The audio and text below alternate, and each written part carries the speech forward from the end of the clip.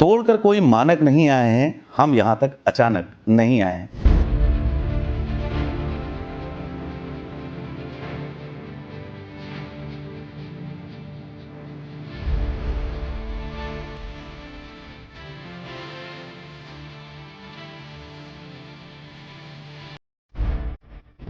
अभी मैं लखनऊ में हूँ और लखनऊ अपने आप में बिल्कुल अलग है।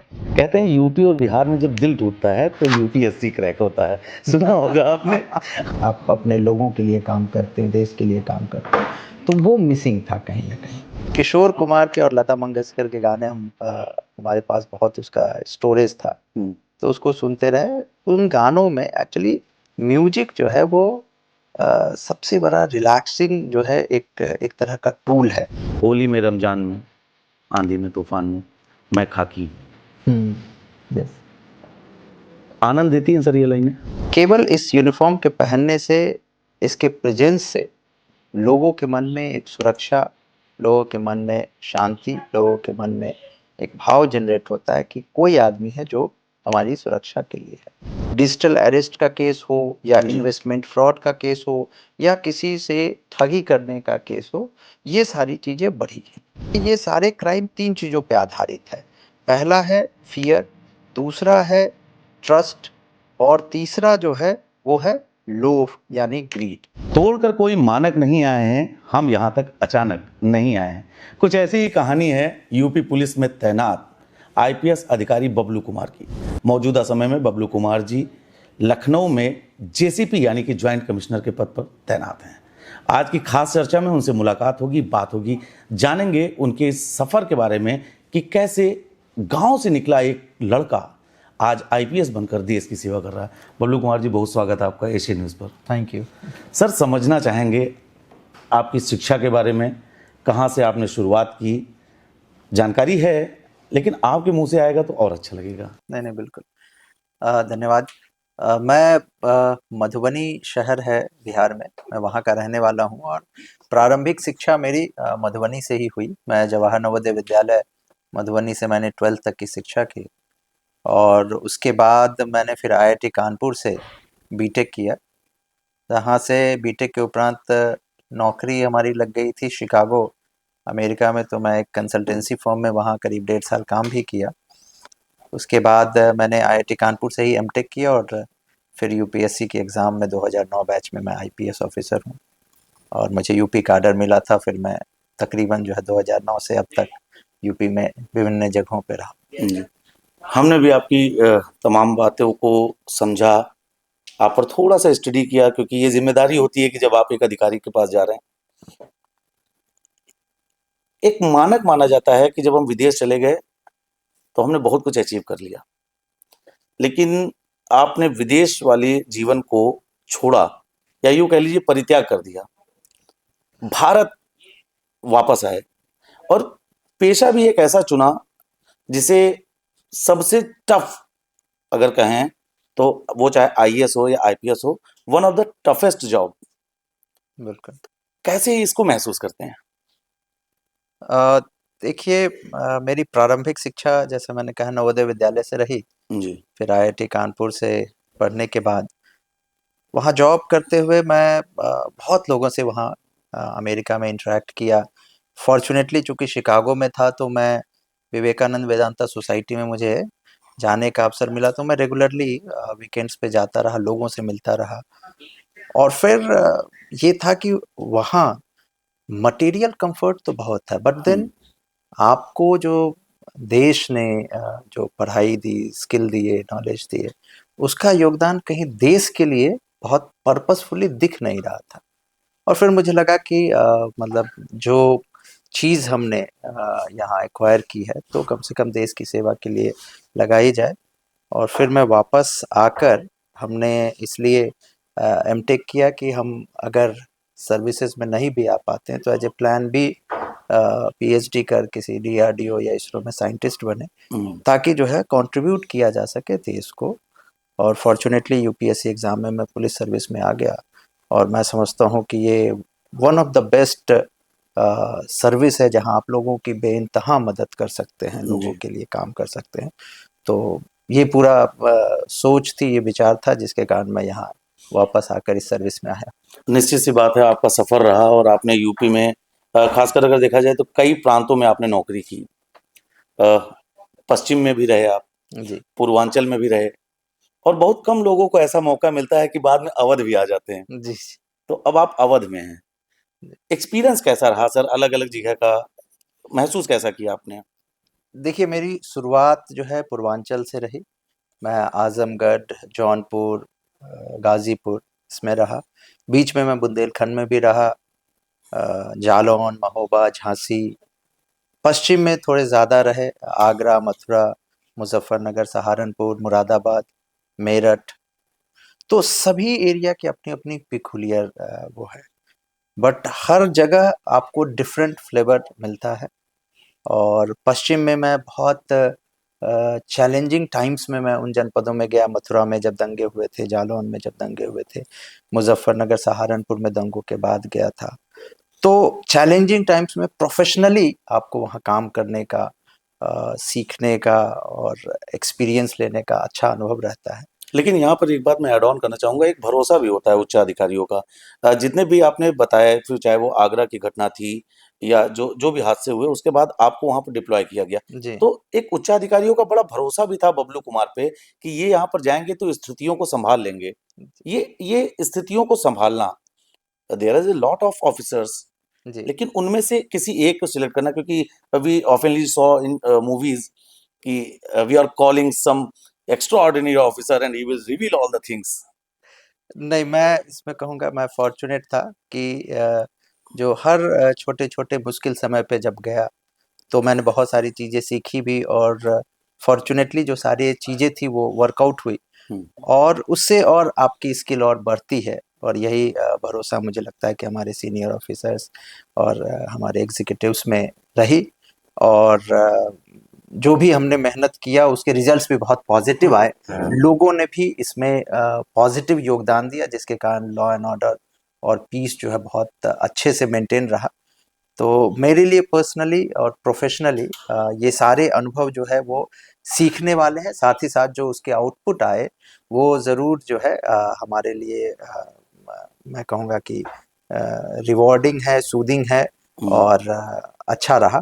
साथ ही साथ पूर्वांचल के जो है वो फ्लेवर अपने अलग हैं। हुँ, वहाँ लोग बहुत हैं और आप पब्लिक सुनवाई करते हैं, लोगों से मिलते हैं, तो आपकी जो है वो वहाँ के रिस्पॉन्स जो है इमोशनली दे गेट कनेक्टेड। हुँ। तो ये तीनों तरफ के जो फ्लेवर है वो डिफरेंट है और हमने तीनों जगह बहुत एंजॉय किया। एंड अभी मैं लखनऊ में हूँ और लखनऊ अपने आप में आप अपने आप में बिल्कुल। अलग है। तो यहाँ यहाँ लोगों से मिलना, लोगों का जो व्यवहार है, लोगों की जो सपोर्ट अवध वाले सिस्टम है, अपना बना लेते हैं, अपना बना लेते हैं। अपना बना बिल्कुल, लेते हैं। बिल्कुल। अच्छा सर चलिए अवध से थोड़ा-सा पूर्वांचल की तरफ बढ़ते हैं और अवध और पूर्वांचल को जोड़कर एक बात कही जाती है, खासकर यूपी और बिहार को। कहते हैं यूपी और बिहार में जब दिल टूटता है तो यूपीएससी क्रैक होता है। सुना होगा आपने? आपके पीछे की कोई ऐसी कहानी या कैसे मन में आया कि हमें यूपीएससी में ही जाना है? देखिए, जैसा मैंने कहा कि जब मैं जॉब के दौरान शिकागो में था तो बहुत सारे लोगों से मिला और ये था कि हम अपने लाइफ को कहाँ लीड करते हैं। तो जो सैटिस्फैक्शन है वहाँ आप कंफर्ट है, वहाँ पैसा है, बट जो आपको सैटिस्फैक्शन और खुशी मिलती है, आप अपने लोगों के लिए काम करते हैं, देश के लिए काम करते हैं, तो वो मिसिंग था कहीं न कहीं। और इसलिए मैं वापस आया तो हमारा पर्पस ही था कि हम यहाँ आके सर्विस में आते हैं। तो बेसिकली सर्विसेज क्या है कि आपके मेहनत के आउटपुट को बहुत एम्पलीफाई कर देता है।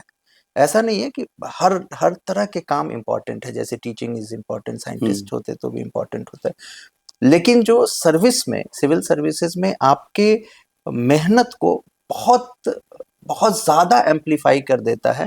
आप अगर एक ज़िले में हैं तो आप 50 लाख लोगों को जो है इम्पैक्ट करते हैं। आप बिल्कुल। अगर एक ज़ोन में हैं तो आप तकरीबन जो है करीब 6-7 करोड़ लोगों को इम्पैक्ट कर लेते हैं। अगर आप पॉलिसी मेकिंग है तो पूरे स्टेट को इम्पैक्ट करते हैं। हुँ, तो इसलिए ये सर्विस जो है वो उस हिसाब से हमने चूज़ किया और ये बहुत थॉटफुल डिसीजन था। आना वहाँ से जॉब छोड़कर आना थोड़ा-सा टफ भी टफ था, था। बहुत सारे लोगों ने समझाया भी। बट मुझे ये था कि पर्पसफुल लाइफ जो है वो ज़्यादा इम्पोर्टेंट है, बजाय कि मतलब कि मटेरियली बहुत अगर हम कहें कि प्रॉस्पेरस लाइफ हो, लेकिन अगर पर्पसफुल नहीं हो तो फिर मज़ा नहीं आता। बहुत बड़ी बात आपने कह दी। तो इसी से कुछ मिलता-जुलता आपसे पूछना चाहेंगे। आपने जैसे बताया कि आप नवोदय विद्यालय के पढ़े हैं। Sir there is a lot of number of too much students who is wandering in the streets of Mukherjee Nagar. तो एक पूरे सेटअप में जाकर पढ़ाई करना, दिन भर किताबों के पीछे लगे रहना और एक नवोदय विद्यालय का पढ़ा लड़का, ये जो एक अंतर आता है पढ़ाई में, मैं किसी के बारे में नहीं कहूँगा लेकिन मुखर्जी नगर की गलियों में पड़े रहना, उसके बाद भी UPSC one of the toughest examination in India, उसको पास कर लेना, खासकर जब आप प्राइमरी विद्यालय से पढ़े हुए हैं। और कुछ बच्चे वहाँ पर जो लगातार मुखर्जी नगर में रह रहे हैं, तो हम लोग भी कई लोगों से बात की है सर, प्रयागराज में भी कुकर में दाल चावल सब्जी सब एक साथ बन जाता है बिल्कुल, तो ये बिल्कुल। तो बड़ी खासियत होती है। कहाँ पर कमी रह जाती है सर बच्चों से, आपको क्या लगता है? देखिए, यूपीएससी की एग्ज़ाम जो है वो टोटली डिफरेंट है देन अदर एग्ज़ामिनेशंस, और ये आपके मेटल को चेक करता है। इसके लिए जो इसकी जो सबसे बड़ी की है, वो है हार्ड वर्किंग एंड सिंसियरिटी। यानी मतलब आप हार्ड वर्क करें और आपका डेडिकेशन बहुत स्ट्रॉन्ग हो। ये एग्ज़ामिनेशन बेसिकली इंटेलिजेंस को बहुत ज़्यादा चेक नहीं करता। हुँ, और इसलिए जो भी व्यक्ति, चाहे वो बहुत इंटेलिजेंट हो, एवरेज हो, इवन जो है हम कह सकते हैं कि जिनके कम नंबर्स भी आए होंगे, लेकिन अगर उन्होंने तैयारी के दौरान मेहनत की पर्याप्त और अपना डेडिकेशन रखा, तो वो इसमें सफल हो जाएंगे। और यही एग्जाम्पल्स कई बार आप देखेंगे कि बहुत सारे हमारे ऐसे साथी हैं जो किसी जगह पे बहुत खराब कर पाए परफॉर्म, लेकिन यूपीएससी में उन्होंने परसिस्टेंटली मेहनत करने पे अच्छा कर दिया। हम कहीं ना कहीं वो जो डेडिकेशन है, वो जो हार्ड वर्क है, वो जो स्पेसिफिक मेहनत है, वो कहीं ना कहीं मिस करते हैं। और इसलिए बहुत सारे बच्चे जो वहाँ तैयारी करते हैं, वो किसी ऐसे चीज़ों पे लैग कर जाते हैं जहाँ वो पिछड़ जाते हैं। अन्यथा अगर 1 साल से 1.5 साल डेडिकेटेड मेहनत की जाए, हार्ड वर्क किया जाए, सिंसियरली किया जाए, तो उनको सफलता ज़रूर मिल जाएगी। तो ये तमाम वो मंत्र है लोगों के लिए, तमाम ये मंत्र है एक आईपीएस अधिकारी का उन तमाम एस्पिरेंट्स के लिए जो लगातार मेहनत कर रहे हैं, लेकिन कुछ समय बाद हताश हो जाते हैं। नहीं, हताश नहीं होना है, आपको लगातार पढ़ना है, काम करना है और हर बार आपकी जो असफलता है, वो आपको निश्चित ही सफलता की ओर ले जाती है। सर, हमारे सहयोगी हैं शादाब जी, चूँकि आपका पॉडकास्ट फाइनल हुआ तो फिर कुछ रिसर्च हुआ, तो शादाब जी की एक बात थी कि सर को म्यूज़िक बहुत पसंद है। गीत पुराने बहुत सुनते हैं आप। हाँ जी। कुछ इसके बारे में थोड़ा-सा और ख़ासकर कौन-सा ऐसा सिंगर है जो सबसे ज़्यादा आपको लगता है कि उसको सुनने के बाद आपको रिलैक्स मिलता है? अ, पुराने गानों का शौक है, जी। और ये शुरुआत भी हुई जब शुरुआत में मैं जॉब करने गया, तो वहाँ सोर्स ऑफ एंटरटेनमेंट हमारे लिए नहीं था, तो हम यहाँ से बहुत सारी सीडी और वो लेकर गए थे। तो किशोर कुमार के और लता मंगेशकर के गाने हमारे पास बहुत उसका स्टोरेज था, हुँ, तो उसको सुनते रहे। उन गानों में एक्चुअली म्यूजिक जो है वो सबसे बड़ा रिलैक्सिंग जो है एक एक तरह का टूल है। बिल्कुल। अगर आप स्ट्रेस में हो या आप मेडिटेट भी करना चाह रहे हो, तो उसके लिए music is a good tool. और वो आपको आपको बेसिकली आपके माइंड को एकदम बहुत फ्री फ्लो कर देता है, एंड आपको रिलैक्स कर देगा, आप एंजॉय करने लगेंगे। तो मैं बेसिकली म्यूजिक को यूज़ करता हूँ as a relaxing as a tool, therapy. Therapy भी, और एंजॉय भी उसको करता हूँ। तो पुराने गानों में मीनिंग है, उसकी म्यूजिक है, तो वो और उसको जो है हाँ, आज अच्छा वाले तो बना समझ में नहीं देता आते सर कहाँ शुरू हुए, कहाँ पे खत्म हो गए। है। बिल्कुल। कोई एक तो ऐसा गीत जो आपको फ़ील करा जाता हो या कोई एक ऐसा लफ्ज़ उस उसका कोई एक ऐसा नुक्ता जो आपको लगता है कि जीवन में आगे बढ़ने के लिए बहुत प्रेरणादायी रहा हो? कोई एक ऐसा गीत?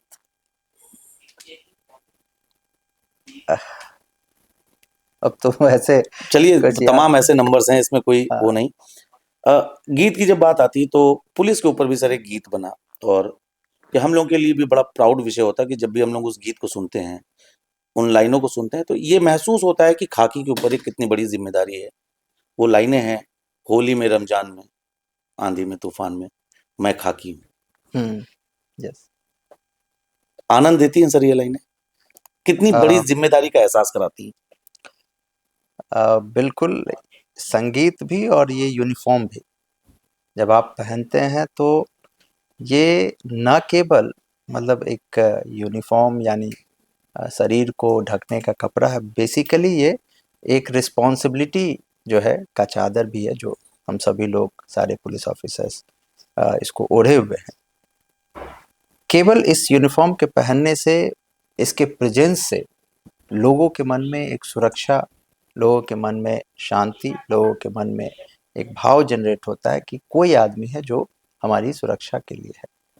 और हमें लगता है कि हर एक पुलिस अधिकारी को इस वर्दी को पहनने के उपरांत जो है एक family, head of the family का, एक गार्जियनशिप की एक भाव आनी चाहिए कि जिन एरिया में हम हैं, उन एरिया के लोगों के लिए हम सुरक्षित माहौल, उनके लिए सुगम माहौल, उनके लिए बेहतर वातावरण उपलब्ध करा सके। एक दोस्त की तरह, एक गार्जियन की तरह जो है उनकी हम सुरक्षा कर सकें। और मुझे लगता है कि इससे पवित्र कोई नौकरी भी नहीं है। क्या बात है! जितनी आप मदद लोगों को कर सकते हैं, हर आदमी जब परेशान होता है, जो जब होप खो देता है हुँ, उसको, तो उसको पुलिस दिखाई देता है, वो पुलिस के पास आता है। जब कोई गायब हो जाता है, गुम हो जाता है, तो भी वो पुलिस को ढूँढते हुए आता है और उसमें एक भरोसा दिखता है। और इसलिए ये ज़िम्मेदारी हम लोगों के ऊपर और ज़्यादा है कि हम उस भरोसे को कैसे मेंटेन करें, उस भरोसे पे कैसे कायम उतरें और लोगों की मदद करते रहें। और जो आप मदद करते हैं, जो लोगों को एक रिलीफ देते हैं, उससे बढ़िया और सूदिंग हैप्पी जो कुछ है नहीं हो कोई सकता। मोमेंट नहीं हो सकता। नहीं, निश्चित बात है सर, ख़ासकर जब भी यूपी पुलिस की अगर हम लोग बात करें, तो हम लोग भी एक बहुत बड़ा बदलाव देख रहे हैं। क्योंकि पहले जो पुलिस की छवि थी, काफ़ी नेगेटिव लोगों के सामने रखी जाती थी। इवन इन द फ़िल्म्स भी अगर देखा जाए, तो चूँकि फ़िल्में समाज का आईना होती हैं, तो उसमें जो भी कैरेक्टर दिखाया जाता था, वो थोड़ा-सा उस लेकिन फिर यूपी पुलिस ने ख़ासकर इसको बहुत कुछ सुधारने का बहुत प्रयास किया है। लेकिन अभी भी सर कुछ ऐसा है कि there is a great gap, और उसका रीज़न हम ये देख रहे हैं कि जैसे साइबर के मामले हो रहे हैं। कुछ ऐसे मामले हो रहे हैं जिसमें वीडियो कॉल के माध्यम से बात किया, यूनिफ़ॉर्म पहने हैं। लोगों के अंदर सर ये अभी डर क्यों, कि किसी पुलिस का फ़ोन आ गया तो इतना डर क्यों जाते हैं? इस पर क्या कुछ संदेश देना चाहेंगे आप? देखिए, रिसेंट टाइम पे जितना डिजिटल इक्विपमेंट्स के यूजेस बढ़े हैं, इंटरनेट के यूजेस बढ़े हैं, तो ये बिल्कुल जायज़ है कि इसको, इंटरनेट को जहाँ हम बेहतर के लिए यूज़ कर सकते हैं, क्रिमिनल ने इसको अपने फ़ायदे के लिए भी यूज़ करना शुरू किया। और इसलिए साइबर क्राइम की घटनाएँ जो है विगत दिनों में काफ़ी बढ़ी हैं। डिजिटल अरेस्ट का केस हो या जी, इन्वेस्टमेंट फ्रॉड का केस हो या किसी से ठगी करने का केस हो, ये सारी चीज़ें बढ़ी हैं। लोगों के मन में जो है इन चीज़ों के, जैसे ये सारे क्राइम 3 चीज़ों पे आधारित है। पहला है फ़ियर, दूसरा है ट्रस्ट और तीसरा जो है वो है लोभ यानी ग्रीड। तो हमें सब लोगों को ये समझना होगा, पहली चीज़ जैसा आपने कहा कि पुलिस के नाम से भी अभी लोग डरते हैं। जी, बिल्कुल, बेसिकली कोई ऐसा प्रोसेस नहीं है जो डिजिटली किसी को सर्व किया जा सके, डिजिटली किसी को अरेस्ट किया जा सके। लेकिन वो ऐसा वातावरण बनाते हैं जिससे कि लोगों को एक साइकोलॉजिकली उनके मन में डर पैदा होता है। और इसलिए हम अपील करना चाहेंगे आपके माध्यम से कि किसी भी एजेंसी के द्वारा डिजिटल अरेस्ट नाम की कोई चीज़ ही नहीं होती है। कोई आपको जो है वीसी के माध्यम से कोई अरेस्ट नहीं कर सकता। कोई उसके लिए पैसे आपसे नहीं ले सकता। No investigating agency can accept money. अगर कोई माँगता है इसका मतलब वो फ्रॉड है, फ्रॉड वो है। गलत है। और इसलिए हमको इन सब चीज़ों से अगर कोई किसी प्रकार से डराने की कोशिश करता है, आप तत्काल अपने थाने में, जो लोकल थाने उसमें जाके आप बताएँ। ये ना हो कि आप डरे हुए अपने परिवार के किसी सदस्य को ना बताएँ और अनावश्यक उसको पैसे देते रहें। सिमिलरली जो है इन्वेस्टमेंट फ्रॉड जो केसेज़ हैं, उसमें आपको प्रलोभन दिखाता है कैसे आप अपने पैसे को मल्टीप्लाई कर सकते हैं। जो एक कहावत है कि there is no free lunch, मतलब इस दुनिया में कोई भी ऐसी सिस्टम नहीं बनी जो एकदम एक्सपोनेंशियल पैसे दे सकती है। कुछ ना कुछ लेगा जरूर। तो अगर आपको शुरुआत में पैसे दिखा भी रहा है, दे भी रहा है, तो आपको ग्रीड के साइकोलॉजी में फंसा रहा है, और जब आप उस पे कॉन्फिडेंट हो जाएंगे, उस पे आप ट्रस्ट करने लगेंगे, तो आपसे मैक्सिमम इन्वेस्टमेंट कराकर और भाग जाएगा। कोई भी ऐसा एजेंसी, कोई भी ऐसी चीज नहीं है जो नॉर्मल मार्केट रेट से ज्यादा आपको रिटर्न दे सके। और जिसमें भी आपको इन्वेस्टमेंट के लिए कराया जाता है, सेबी के वेबसाइट हैं, एनएसई बीएसई के वेबसाइट्स हैं, उस पे जाके जरूर हम लोग वेरीफाई करें, अन्यथा इन्वेस्ट ना करें, अन्यथा पैसा डूब सकता है। तो ये दो बड़े मेजर एंगल हैं, फियर और ग्रीड, जिसपे हमारे मैक्सिमम लोग जो है पैसा लगा रहे हैं, पैसा उनका डूब रहा है, और हमारे लोगों का, पीड़ितों का, जो जनता का पैसा नुकसान हो रहा है।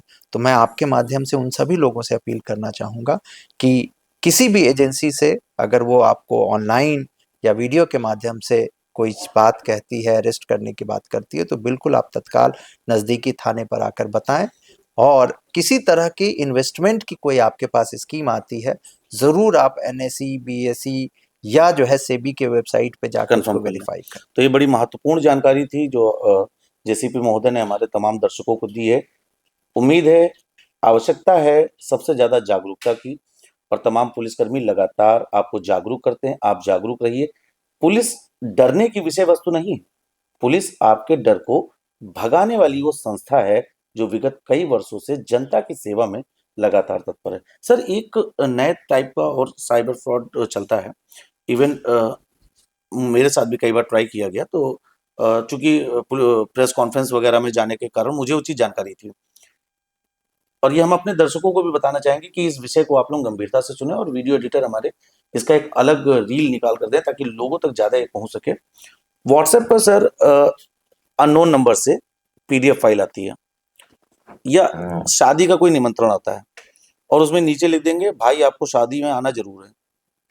अमूमन आदमी क्या करता है कि विश्वास नहीं कर पाता, उनको लगता है कि कोई है जिसका नंबर मेरे पास सेव नहीं है, और उसको खोल देते हैं, और उसमें डॉट एपीके फाइल होती है। डॉट एपीके फाइल अब पीडीएफ के साथ साथ फोटो फॉर्मेट में भी बना के आ रही है। हम चाहेंगे कि आप हमारे तमाम दर्शकों को बताएं कि डॉट एपीके फाइल डाउनलोड करने से उनको क्या क्या नुकसान हो सकता है, क्योंकि व्हाट्सएप भी उनका हैक हो जाता है, उनके तमाम कॉन्टैक्ट्स चले जाते हैं। अब तो व्हाट्सएप और मोबाइल में जो आपके यूपीआईज होते हैं, उनके माध्यम से भी ट्रांजेक्शन हो जाते हैं, और कई जगह पर ऐसा भी सर सुनने में आया कि वो व्हाट्सएप कॉन्टैक्ट को निकाल कर उसको मिसयूज भी करते हैं। तो इसके बारे में सर थोड़ा सा। देखिए, जैसा मैंने कहा कि इंटरनेट और डिजिटल इक्विपमेंट्स के यूजेस बढ़े, तो क्रिमिनल्स ने उसको अपने बेनिफिट के लिए, अपराध के माध्यम के तौर पे उसको यूज करना शुरू किया। व्हाट्सएप जहां हमारे लिए अच्छी चीज है, डेटा शेयरिंग के लिए, एक दूसरे से कनेक्ट रहने के लिए, उसको क्रिमिनल्स ने डेटा भेजने, वायरस है, वर्म है, मॉलवेयर है, उनको भेजने के लिए भी उपयोग करना शुरू किया। तो पहली चीज तो हमें ये हमेशा देखनी है कि जो हमारे मोबाइल डिवाइसेस हैं, उस पे इंस्टॉल करने की हमारी कोई भी परमिशन बिना आपसे मतलब फिर से कंफर्म किए कोई भी इंस्टॉल ना हो सके, ऑटो इंस्टॉल, इसको हम लोग ऑन कर लें। ऑन दूसरा, जब भी कोई अगर हम फाइल खोलते हैं और कोई फाइल इंस्टॉल होने की बात करती है, तो आप उसको बिल्कुल जो है इंस्टॉल ना करें। जो अननोन कोई भी फाइल हो, कोई भी एपीके फाइल हो, हम अपने मोबाइल डिवाइस पे बिल्कुल ही उसको इंस्टॉल ना करें। केवल जो है, अगर नोन कोई सोर्स है, नोन व्यक्ति से आपके पास फाइल आई है, या गूगल प्ले स्टोर पे जो है चेक्ड है, उसको ही आप इंस्टॉल करें, अन्यथा कोई व्यक्ति जो है आपके मोबाइल को हैक कर सकता है। एक बार आपका मोबाइल हैक हो गया, आपकी डेटा उसके पास चली गई, तो क्रिमिनल उसको किसी भी तरीके से यूज कर सकता है। उसको जैसे व्हाट्सएप के कंटेंट कॉन्टैक्ट्स को यूज कर सकता है, आपके यूपीआई को यूज कर सकता है, आपके एसएमएस को रीड कर सकता है, तो आपके फोटोग्राफ्स को रीड कर सकता है। नॉर्मली मोबाइल फोन में आपके पुराने पुराने फोटोग्राफ्स रहते हैं, फैमिली फोटोग्राफ्स रहते हैं, जिससे वो आपको एक्सप्लॉइट कर सकता है। तो इस तरह की चीज़ों से हमें सावधान रहनी चाहिए। आज के डेट में मोबाइल डिवाइस आपकी एक तरह से पैरेलल जो है डेटा है, आपके लाइफ की पूरी डेटा उसमें रखी हुई है, तो उसको सुरक्षित रखना, उसके बारे में अवेयर होना बहुत ज़रूरी है। कोई भी पहली चीज़ कि कोई भी अनावश्यक लिंक हम क्लिक ना करें, कोई फाइल हम उसको सीधे इंस्टॉल ना करें जब तक कि उसके बारे में पता ना हो, और किसी भी अननोन आदमी से वीडियो कॉल कोई अगर आती है तो बिल्कुल उसको अटेंड ना करें। ना करें। आपके अपने कैमरे बंद होने चाहिए कम से कम, और अननोन आदमी के वीडियो कॉल लेने की ज़रूरत ही नहीं है। हम जितना केयरफुल रहेंगे उतना इससे उतना बचाव ही सही। होगा। अच्छा सर, इसी से जुड़ी एक और अभी यूपी पुलिस ने ही कुछ मामलों को खुलासा किया है। कुछ लोग हैं फेरी लगाते हैं और मोबाइल के बदले छोटा बर्तन और बड़ा बर्तन देते हैं, अच्छा, जैसा मोबाइल होता है वैसा।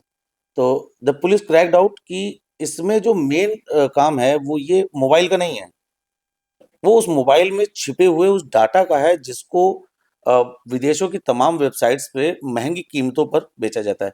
क्योंकि सोशल मीडिया स्मार्टफ़ोन का जब से ज़माना आया, तब से अक्सर ये देखा जाता है कि खासकर जो जेन ज़ी है, वो अपने पर्सनल फ़ोटोग्राफ्स और वीडियोग्राफ्स शूट करता है। वो कई तरीके के उनके जो दृश्य होते हैं, उनको भी शूट करके उनमें रख लेता है। बिल्कुल। तो ये डाटा ऊँची कीमतों पर बाहर बेचा जाता है। तो ये जो फेरी लगाने वाले हैं, इसको अभी पुलिस ने क्रैक आउट भी किया है। तो एक हम चाहेंगे कि आपके माध्यम से भी अपील ऐसी हो सके कि जो लोग फेरी लगाकर आते हैं, आपसे मोबाइल ले जाते हैं, उनको कतई मोबाइल ना दें। तो ये अपील आपके माध्यम से, और इसके क्या नुकसान हैं, ये भी थोड़ा-सा। देखिए जैसे-जैसे जनरेशंस बढ़ेंगी, एआई के बारे में जितना एडवांसमेंट हो रहा है, डेटा आज के समय सबसे इम्पोर्टेंट चीज़ हो जाएगी। क्योंकि जितना ज़्यादा डेटा होगा उतनी ही आपकी इंटेलिजेंट एआई होगी। और इसलिए बहुत सारे लोग जो है, जो बड़ी एजेंसीज़ हैं जो इस तरह के काम करते हैं, वो सेकंड हैंड मोबाइल्स को कलेक्ट करते हैं, उनके डेटा को कलेक्ट करते हैं।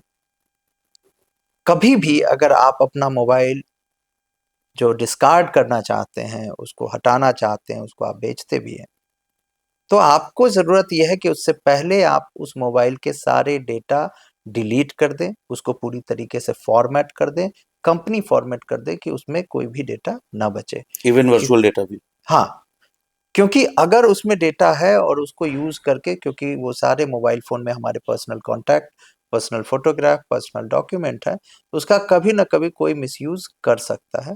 तो जब भी आप उसको डिस्कार्ड कर रहे हो या इवन आप यूज़ नहीं करते हैं, तो उस डेटा को स्टोर करके मोबाइल को आप पूरी तरीके से फ़ॉर्मेट कर लें, सो दैट कि अगर किसी को देते भी हैं, तो उस आदमी के पास आपका कोई डेटा ना जाए। This will be better for जो है कि फ्यूचर में हम लोगों को बचने के लिए। सर, सोशल मीडिया आज का सबसे बड़ा प्लेटफ़ॉर्म माना जाता है। There is a lot of users in India. Police के लिए कितना बड़ा चैलेंज बन गया, क्योंकि र्यूमर्स जो था, पहले ये था कि कुछ माध्यमों से ही जाता था।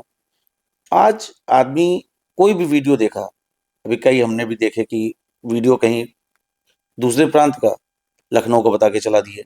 बिल्कुल, सोशल मीडिया पर जो एक हम लोग जब पत्रकारिता में काम करते हैं, तो एक चीज़ होती है सर कि कोई भी चीज़ हमें सूचना मिली, हमने उसको डेवलप किया, हमने उस पे रिसर्च किया, उच्च अधिकारी से या संबंधित थाने से या जिस भी डिपार्टमेंट का है, वहाँ के अधिकारी से हमने बात वेरी किया कि ऐसा जो है चल रहा है, क्या ये वेरिफाइड है या नहीं? फिर हम लोग जब अपना प्रिंट में लिखते भी थे, तो उनका वर्ज़न डालते थे कि उनका ये कहना है। एक कहावत भी कही जा रही है कि आज मीडिया से बड़ा सोशल मीडिया हो गया है। ये कितना बिल्कुल। पुलिस के लिए परेशानी का सबब बना? पुलिस इससे टैकल करने के लिए क्या कुछ व्यवस्थाएँ ला रही है? क्योंकि rumours take places very fast. बिल्कुल। तो पुलिस के लिए कितना हेक्टिक हो जा रहा है सर? देखिए, सोशल मीडिया एक किसी भी चीज़ को स्प्रेड करने का एक बड़ा अ, बढ़िया माध्यम हो गया है, और इसमें हम अच्छी चीज़ें भी लोगों तक, लाखों लोगों तक, करोड़ों लोगों तक पहुँचा सकते हैं, और अगर खराब चीज़ कोई अगर भेजना चाहे, उसको भी, र्यूमर्स को भी बहुत तेज़ी से वो लोगों तक पहुँचा सकते हैं। तो इसको पुलिस दोनों तरह से देखती है। हम इसको पुलिस के अच्छे काम, पुलिस के गुड वर्क, अच्छी चीजों को लोगों तक पहुंचाने के लिए भी यूज करते हैं। सॉरी टू इंटरप्ट यू, लेकिन जब गुड वर्क होता है तो उस पे सिर्फ 10 लाइक आते हैं और बाकी बिल्कुल जब कुछ अगेंस्ट होता है तो उसपे तुरंत विद इन सेकेंड्स हजारों लाखों की संख्या में लाइक आ जाते हैं, इवन शेयर्स भी हो जाते हैं। बिल्कुल। तो ये बेसिकली जो कोई भी ऐसी चीज जो नेगेटिव है उसको जब स्प्रेड किया जाता है, शेयर किया जाता है, तो उसको लोग मल्टीपल लोग देखते हैं और वो अचानक जो है उसको बढ़ने की प्रोबेबिलिटी रहती है। और इसलिए पूरे उत्तर प्रदेश में हर एक जिले में एक साइबर जो सोशल मीडिया सेल जो है जी। वो बनाया गया और हम लोग 24 घंटे प्रत्येक सोशल मीडिया प्लेटफॉर्म को, चाहे वो फेसबुक हो, ट्विटर हो, या फिर जो है यूट्यूब चैनल हो, इंस्टा हो, इन सभी को हम लोग मॉनिटर कर रहे हैं कि कोई ऐसी चीज तो नहीं जो अचानक फ्लेयर अप कर रही हो, बढ़ रही हो।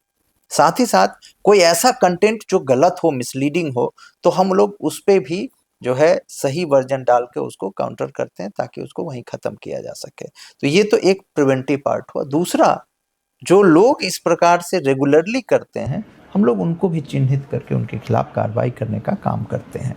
मैं आपके माध्यम से लोगों से अपील भी करूंगा कि कई बार कई खुराफाती लोग हो सकते हैं कुछ गलत कंटेंट को, कुछ गलत वीडियो को, हो सकता है एआई जनरेटेड हो सकता है, कहीं और का वीडियो हो, उसको परोस कर उस पे हेडिंग और उस पे टेक्स्ट बनाकर उसको एडिट करके और जो है सोशल मीडिया में रिलीज करे ताकि आपके मन में एक आक्रोश और किसी तरह की जो है भय पैदा हो सके। तो बिना वेरिफिकेशन के कोई भी टेक्स्ट, कोई भी नैरेटिव, कोई भी वीडियो अगर अपने पास आती है तो आप बिना वेरीफाई किए उसको शेयर, लाइक या फॉरवर्ड ना करें। और आपको लगता है कि कोई ऐसी वीडियो है या कोई ऐसा टेक्स्ट है, कंटेंट है जो बेसिकली दो समुदायों में, दो ग्रुप में या किसी तरह के देश के विरुद्ध कोई ऐसी इलीगल कंटेंट है, आप तत्काल जो है संबंधित थाने पर आकर बताएं ताकि हम लोग उस पर स्ट्रॉन्ग एक्शन ले सके। र्यूमर्स को रोकने की काम न केवल पुलिस की बल्कि हम सभी लोगों की है। और इसलिए कम्युनिटी पुलिसिंग के तहत पूरे सभी जनपद, पूरे उत्तर प्रदेश में सभी थानों में हम लोगों ने डिजिटल वॉलेंटियर्स बनाए। डिजिटल वॉलेंटियर्स में जो अपने थाना क्षेत्र के जितने भी यंग लोग हैं, जो टेक सेवी हैं, जो मोबाइल फोन यूज करते हैं, जो बेसिकली व्हाट्सएप और फेसबुक, ट्विटर, सोशल मीडिया को यूज करते हैं, उन लोगों को जो पॉजिटिव माइंडसेट के हैं उनकी ग्रुप बनाई गई ताकि जो है उन लोगों से वो अगर कहीं किसी ऐसे कंटेंट के क्रॉस आते हैं जो खराब हो तो तत्काल थाने को बताएं। कोई सही चीज हो जो उस पे पुलिस का वर्जन है या एडमिनिस्ट्रेशन का वर्जन है, उसको हम लाखों लोगों तक पहुंचा सके। तो डिजिटल वॉलंटियर्स के माध्यम से हम लोग इस र्यूमर मॉन्गरिंग टाइप की चीजों को भी कैटर करने का प्रयास कर रहे हैं। निश्चित ही यूपी पुलिस लगातार जो प्रयास कर रही है उससे देखा भी जा रहा है कि सर धरातल पर उसका असर कुछ दिख भी रहा है, जी। क्योंकि कई जब हम भी लोग भी सोशल मीडिया पोस्ट देखते हैं, मान के चलिए कहीं गलत की पोस्ट है तो उस पे संबंधित थाने वाले आकर रिप्लाई कर देते हैं। अच्छा, कुछ अवेयर लोग भी हैं सोशल मीडिया पर sir. Ji.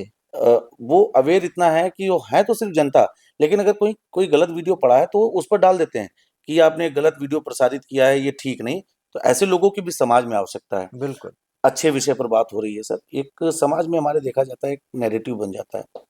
Suppose we are going anywhere, अचानक से हमारे सामने कोई एक एक्सीडेंट होता है, एक गोल्डन आवर्स पीरियड होता है उस समय पर। लेकिन आज मोबाइल के ज़माने में, सोशल मीडिया के ज़माने में हर आदमी कंटेंट ढूंढ रहा है। First what we do, we put our camera, start making video. लेकिन शायद हम भूल जाते हैं कि हमारी एक जिम्मेदारी और भी है। We should need to be a good Samaritan. Uttar Pradesh police भी लगातार लोगों को प्रमोट कर रही है। तो हम चाहेंगे कि हमारे तमाम जो दर्शक हैं वो आपके माध्यम से जाने व्हाट इज गुड सेमेटेरियन। ऐसी स्थिति आपके सामने आती है तो आपको पहले क्या करना है, थोड़ा सा इसके बारे में सर। देखिए, गुड सेमेटेरियन एक प्रोग्राम जो भारत सरकार के मिनिस्ट्री के द्वारा चलाया जा रहा है। बेसिकली इसका मतलब है अच्छा नागरिक। ये देखा गया कि एक्सीडेंट के दौरान, एक्सीडेंट से जितने लोगों की मृत्यु होती है वो किसी भी क्राइम से बहुत ज़्यादा है। और इसलिए कैसे हम इन चीज़ों को रोक सके, उसके लिए सबसे इम्पॉर्टेंट जो है वो गोल्डन आवर का कॉन्सेप्ट है। यानी एक्सीडेंट में घायल अगर व्यक्ति को हमने विदिन 1 घंटे हॉस्पिटल में पहुंचा दिया, उनका ट्रॉमा सेंटर में उनका बेहतर इलाज हो गया, तो काफ़ी हद तक उनको बचाने की संभावना है। और इसलिए सरकार ने ये इनिशिएटिव प्रारंभ की कि जो भी व्यक्ति इस तरह कहीं भी उनके सामने एक्सीडेंट होता है या वो रास्ते में जा रहे हैं, एक्सीडेंट उनके को उन्होंने देखा, तो जो घायल व्यक्ति है उसको तत्काल जो है निकटतम हॉस्पिटल पे पहुंचा दे, और ऐसे व्यक्ति को रिवॉर्ड करने की जो है वो का एक सिस्टम बनाया गया है कि आरटीओ के माध्यम से, पुलिस के माध्यम से, डीएम साहब के द्वारा जो है उन सभी व्यक्तियों को 25,000 का इनाम भी और जो है प्रशस्ति पत्र भी वो दिया जाना है। तो ऐसे लोगों को की संख्या बढ़नी चाहिए। हमें लोगों के प्रति एम्पैथाइज होना चाहिए कि एक्सीडेंट में किसी भी तरह से घायल अगर कोई व्यक्ति है तो हमें जल्द से जल्द उनकी मदद करके उनको हॉस्पिटल पहुंचाना है, ताकि उनको बेहतर इलाज हो सके और उनकी जान बच सके। ये बहुत ज़रूरी है। निश्चित ही ये भी एक बदलती पुलिस और बदलते विचारों का नतीजा है कि एक समय में कहा जाता था कि जब भी एक्सीडेंट होता था तो जो साथ में रहता था उसे साक्ष्य के रूप में रोक लिया जाता था। लेकिन उसके बाद माननीय हाई कोर्ट और केंद्र की सरकार ने निर्णय लिया कि घटना के बाद जो व्यक्ति उस घटना वाले व्यक्ति को पहुंचा रहा है वो अपराधी कैसे हो सकता है, वो तो उसकी संभवतः मदद करने। तो ये भी एक बदलती तस्वीर है और उत्तर प्रदेश पुलिस की भी बदलती हुई तस्वीर है। तमाम सकारात्मक पहलू भी हैं क्योंकि एक बड़ी संख्या है जो सिर्फ गिलास के पानी को आधा खाली देखना चाहती है। अच्छा सर, थोड़ा सा विषयांतर को बदलते हैं। गानों की बात हमने की थी, थोड़ी सी फिल्मों की बात करें। फिल्मों में तमाम ऐसे एक्टर्स हैं जो पुलिस बनते हैं। अगर लखनऊ के जेसीपी से पूछा जाए कि कौन सा ऐसा अभिनेता है जिसके ऊपर वर्दी सबसे ज्यादा अच्छी लगती है? अ, देखिए, पुलिस को नॉर्मली सिनेमा में नेगेटिव रोल में दिखाए जाते हैं, हम्म, और जब भी पुलिस को पॉजिटिव रोल में दिखाए गए हैं तो वो हमेशा ही जो है वो सुपरहिट रही है मैक्सिमम टाइम्स। हम्म, और ये बड़ी मैं बात कही आपने। और क्योंकि लोग बेसिकली पुलिस में अपने दोस्त, अपने मित्र, अपने सुरक्षा करने वाले लोग ऐसे को देखना चाहते हैं। तो जब भी पॉजिटिव रोल में पुलिस को दिखाया जाएगा, that will appeal to people, और वो चाहते हैं कि ऐसा हो। और हम लोगों की ये जिम्मेदारी है कि हम लोग जो पब्लिक की एक्सपेक्टेशन है उस पे खड़ा होने की जो है वो कोशिश करें, उसको मीट आउट करने की कोशिश करें। वैसे मैं समझता हूँ कि सिंघम जो है वो नाम बहुत फेमस है, और लोगों ने उसको बहुत अप्रिशिएट किया। एप्रिशिएट भी किया है। तो ये नाम और ये मूवी जो है वो मुझे लगता है कि अभी पब्लिक में ज़्यादा सूट करती है। आपको थोड़ा सा पहले जान भी लेते क्योंकि मेरे मेरे मन में यही सवाल आ रहा था कि सिंघम या कानपुर वाले चुलबुल पांडे कौन आपको ज्यादा पसंद आएगा। तो चलिए, निश्चित बात है। सर, एक विषय और है क्योंकि एक ऐसे अधिकारी के साथ जब हम बैठे हैं जो लोगों को प्रेरणा भी दे रहे हैं, साइबर से बचने के भी नजीर दे रहे हैं। एआई एक महत्वपूर्ण विषय हो जाता है मौजूदा समय का सर। पुलिस के लिए एक और समझ लीजिए चैलेंज बढ़ गया क्योंकि पहले तो जो मॉर्फ फोटोज या वीडियोग्राफ्स होते थे वो पुलिस आसानी से पता कर लेती थी। लेकिन अब एआई इतना रिलेट कर रहा है, इतना एक्चुअल चीजें दे रहा है, तो यहाँ पर सर बड़ी दिक्कतें आ रही हैं। अच्छा, मैं किसी मीडिया कर्मियों को भी नहीं कहूंगा, हम लोग को भी, क्या आपको लगता है कि एक बेसिक एजुकेशन की इसमें और निरंतर आवश्यकता है?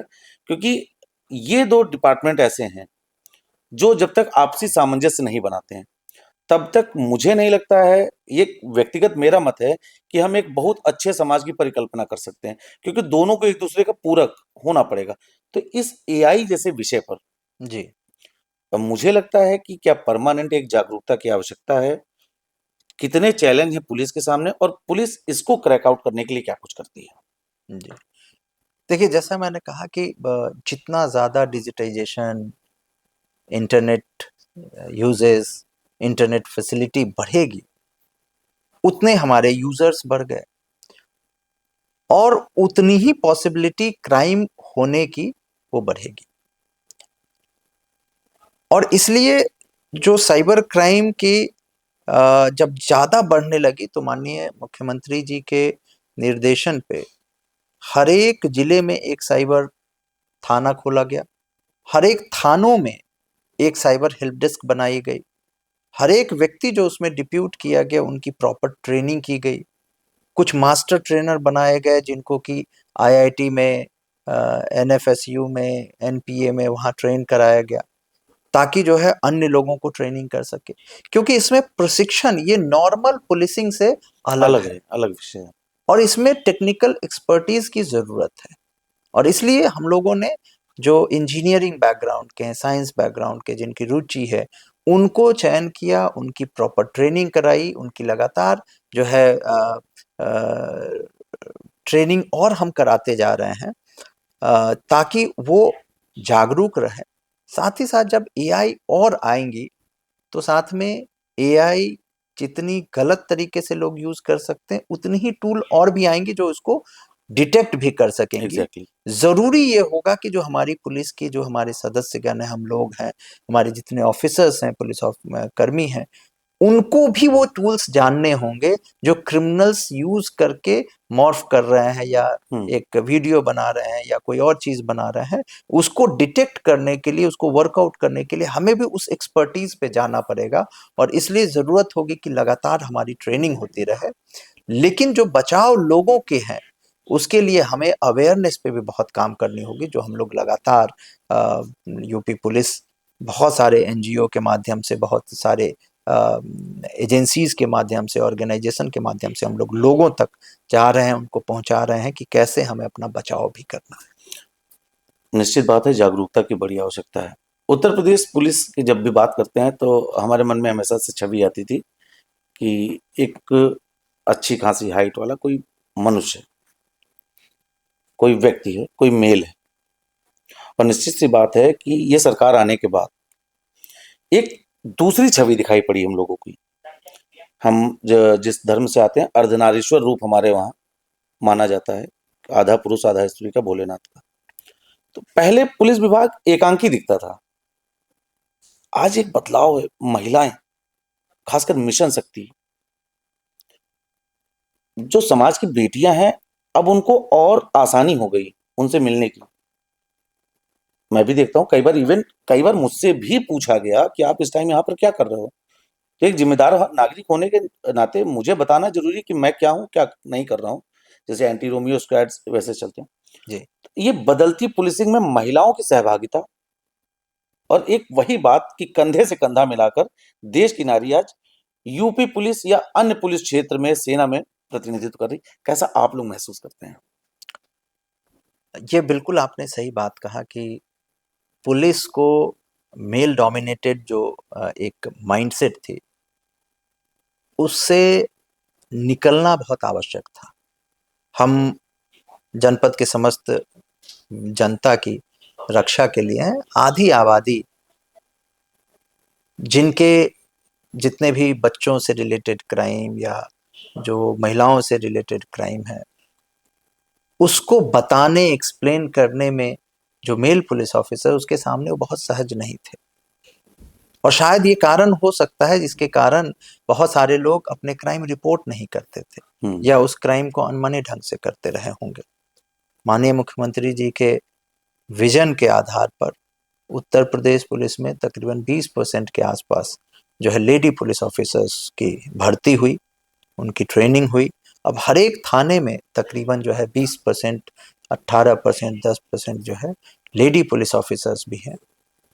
एंटी रोमियो की टीम हमारी चल रही है। प्रत्येक थाने में जो है महिला बीट का गठन हुआ, जो महिला पुलिस ऑफिसर्स अपने क्षेत्र में जाएं, महिलाओं से मिले।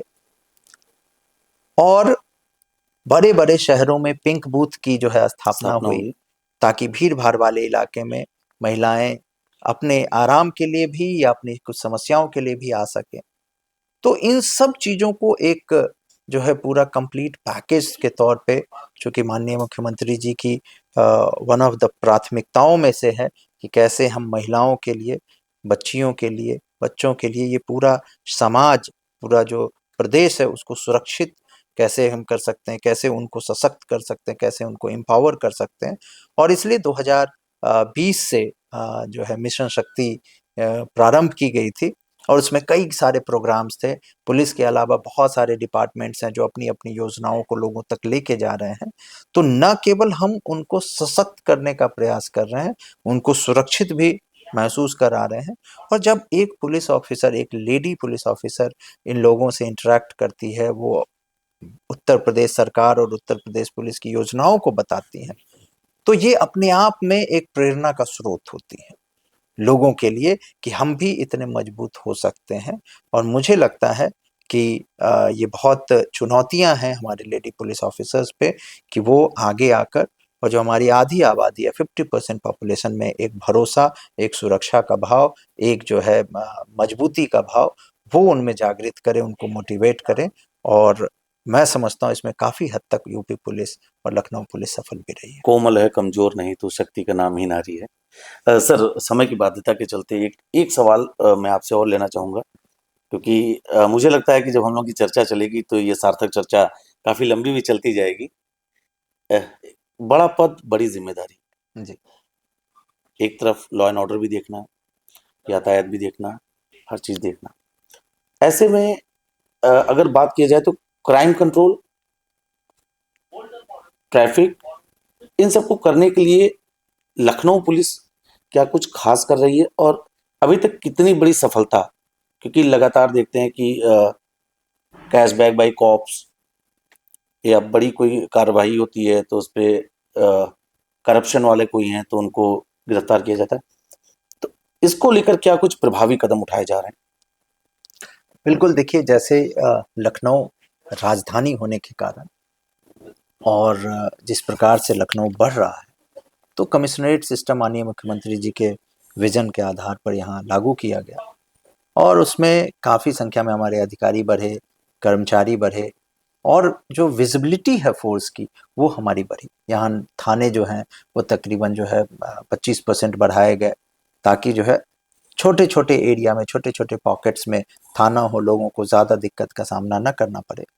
और उसी क्रम में हम लोग यहाँ कई सारे इनिशिएटिव्स भी लिए हुए हैं। अभी डीजीपी महोदय के निर्देश पर एक टेक्निकल सॉल्यूशन यक्ष ऐप जो है वो बनाया गया, जिसमें जितने भी क्रिमिनल्स हैं प्रॉपर्टी ऑफेंस के या हीनियस क्राइम के, उनकी डेटाबेस रखी गई, अपलोड की गई, उनको हम वेरीफाई भी करते हैं, उनके घर पर जाकर उनको चेक करते हैं, ताकि ये लोग जो क्राइम में लिप्त थे वो दोबारा क्राइम ना करें।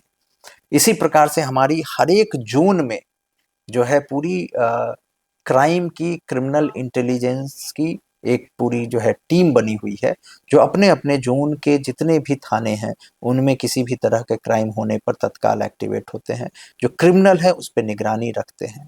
लखनऊ में सीपी महोदय के निर्देश पे हम लोगों ने एक मोटरसाइकिल मोबाइल का भी गठन किया, जिसको हम लोग ईगल मोबाइल कहते हैं। हर एक पहुंचने के लिए, हाँ, हर एक थाने पर एक 2 कांस्टेबल्स की जो है मोटरसाइकिल पर एक टीम बनाई गई, जो अपने थाना क्षेत्र में जितने भी क्रिमिनल रहते हैं, चाहे वो हीनियस क्राइम के हों या प्रॉपर्टी ऑफेंस के हों, उनके यहाँ 7 दिनों में या 15 दिनों में हम उसके यहाँ निगरानी करते हैं। यानी लगातार उस पर सर्विलांस है कि दोबारा वो क्राइम ना कर सके।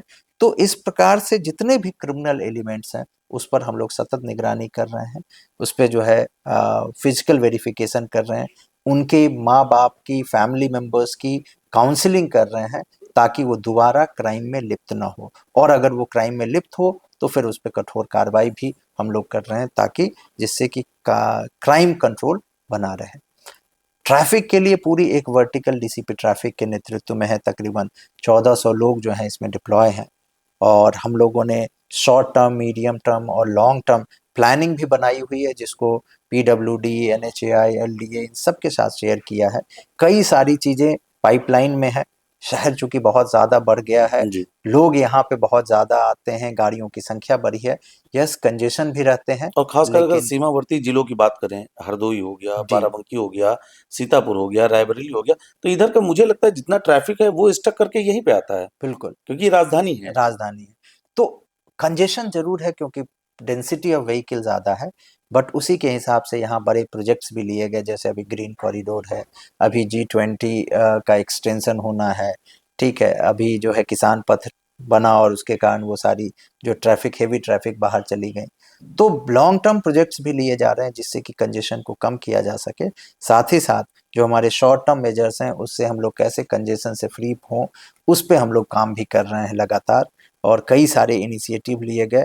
डीजीपी महोदय के द्वारा एक जीरो कंजेशन फ्री जो है एक स्कीम भी चलाई जा रही है, ताकि हम जो मेजर रूट्स हैं उसको पूरी तरीके से कंजेशन फ्री कर दें। मैं समझता हूँ कि आने वाले 1 महीनों में आप और भी बेहतर रिजल्ट्स देखेंगे।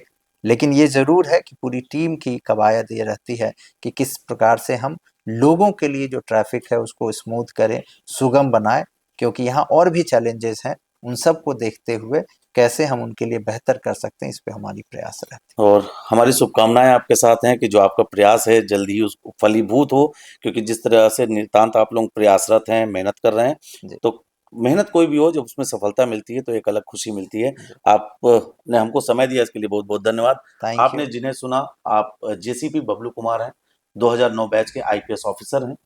विभिन्न विषयों पर हमने उनसे बात की, फिर चाहे वो साइबर का हो या सफलता का हो। इन तमाम विषयों पर उन्होंने खुलकर अपनी राय भी रखी। एक प्रेरक संदेश भी दिया तमाम उन छात्रों के लिए जो तमाम प्रतियोगी परीक्षाओं में न सिर्फ पिछले कई काफी समय से चूक रहे हैं, उनके लिए प्रेरक संदेश ये है कि आपकी एक बार की असफलता आपकी सफलता को निर्धारित नहीं कर सकती। इसके साथ ही उन्होंने एक महत्वपूर्ण बात ये भी कही कि सोशल मीडिया पर जब भी कोई आप वीडियो शेयर करें, फोटो शेयर करें, तो सबसे पहले उसकी जानकारी कर लें कि ये सत्य है या भ्रामक है, क्योंकि इसमें जनता गुमराह होती है, पुलिस का काम बढ़ता है। ऐसे महत्वपूर्ण इंटरव्यू को लेकर हम आपके सामने आए हैं, और अगर आपके मन में इसके बाद भी कुछ सवाल हैं तो आप बताइएगा, हम उन्हें अगले एपिसोड में जरूर समावेशित करेंगे। आप सभी देख रहे थे एशियन न्यूज, मैं हूं आपके साथ नितेश चांडिल्य।